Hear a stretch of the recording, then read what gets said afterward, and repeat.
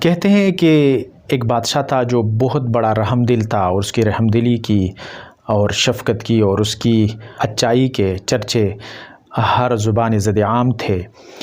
ایک دور دراز علاقے میں ایک زمیندار رہتا تھا۔ وہ زمیندار کو یہ شوق تھا کہ میں بادشاہ سے ملاقات کر سکوں۔ اپنے بیگم کو کہا کہ میں بادشاہ سے ملاقات کا متمنی ہوں، لیکن میں سوچ رہا ہوں کہ کون سا ایسا تحفہ ہوگا جو میں بادشاہ کے پاس لے جاؤں۔ بیگم نے کہا کہ بادشاہ کے پاس تو بہت سارے پرآسائش چیزیں ہوں گی، ہر چیز اس کو میسر ہوگا، تو ایسا کوئی تحفہ تو آپ نہیں لے جا سکتے۔ البتہ ہمارے گاؤں کا جو چشمہ ہے، اس کا پانی بہت زیادہ ٹھنڈا اور بہت صاف اور شفاف اور بہت میٹھا پانی ہے۔ اگر آپ یہ بادشاہ سلامت کے خدمت میں پیش کریں تو یقیناً یہ تحفہ اچھا بھی ہے اور بادشاہ سلامت خوش بھی ہوگا۔ زمیندار کو یہ مشورہ بہت پسند آیا۔ زمیندار نے چشمے سے گڑھے بھر لیے اور اپنے گدھے پر لاد کر وہ بادشاہ سے ملاقات کے لیے بادشاہ سلامت کے طرف روانہ ہوا۔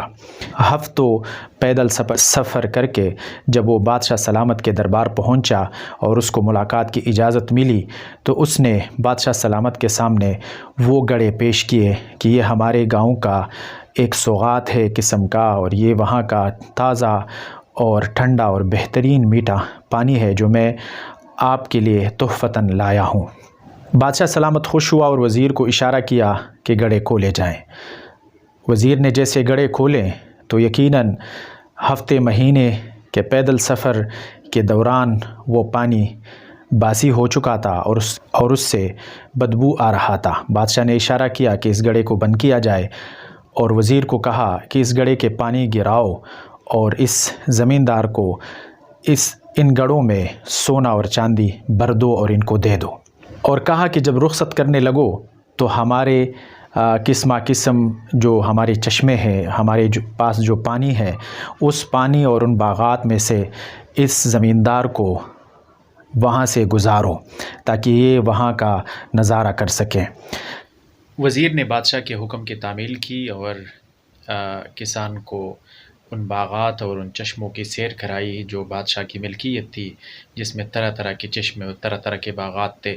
کسان نے جب باغات دیکھیں اور وہ چشمے دیکھے تو حیران ہوا کہ یقیناً بادشاہ سلامت بڑے شفیق اور بڑے رحم دل انسان ہے۔ میرے چشمے کے پانی جو میں لایا تھا اس سے تو بہترین پانی بادشاہ سلامت کے پاس میسر ہے۔ اس سے ثابت ہوتا ہے کہ بادشاہ سلامت بہت زیادہ سخی اور بہت زیادہ اچھا انسان ہے۔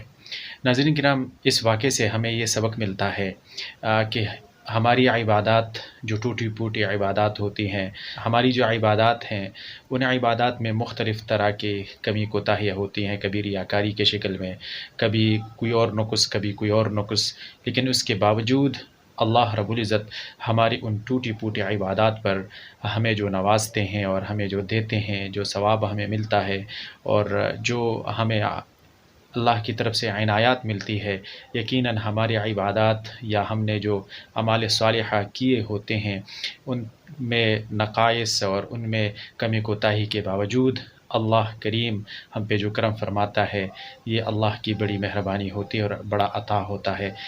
اللہ تعالی ہم سب سے راضی ہو اور ہمیں اعمال صالحہ کرنے کی توفیق عطا فرمائے اور اپنی رضا کی بڑی دولت ہم سب کو عطا فرمائے، دنیا اور آخرت کی بلائی ہمیں عطا فرمائے اور دنیا اور آخرت کی تمام مصیبت و تکالیف سے، تمام دکھ درد اور غموں سے ہم سب کو محفوظ فرمائے۔ آمین ثم آمین یا رب العالمین۔ آپ لوگوں سے گزارش ہے، اگر آپ لوگوں نے ہمارے اس یوٹیوب چینل کو سبسکرائب نہیں کیا تو سبسکرائب کرنا مت بھولیے گا۔ اللہ خوش رکھے، اللہ حافظ۔